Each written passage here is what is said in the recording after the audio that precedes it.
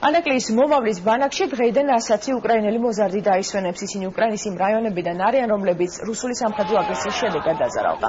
მოზარდთა ნაწილი საქართველოში სლავიანსკიდან, ნაწილი კი დონეცკიდან ჩამოვიდა. უკრაინელი ახალგაზრდებისთვის ბავშვთა და ახალგაზრდობის ცენტრმა სპეციალური პროგრამა შეიმუშავა, რაც მათ რეაბილიტაციაზე და ცხოვრების ჩვეულ რიტმში დაბრუნებას ისახავს მიზნად. ახალგაზრდები ქუთაისში სულხოდ ჩაფრინდნენ და გვაღამით უკვე ანაკლიაში ჩაიყვანეს, სადაც თბილი დახვედრა მოუწყვეს. უკრაინელი მოზარდები ანაკლიაში 15 დღის განმავლობაში დარჩებიან.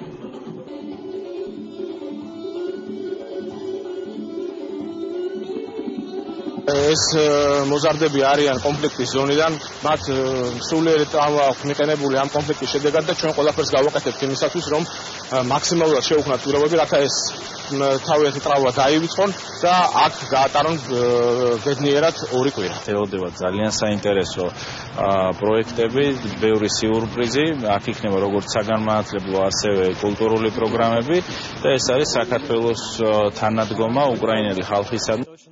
მოხიბლული ვარ თქვენი ქვეყნით. ვამაყობ, რომ ჩემს ქვეყანას ყავს ასეთი მეგობარი და ასეთ რთულ დროს მიგვიღო. მე დარწმუნებული ვარ, რომ აქ გავატარებ კარგ გარდადეგებს.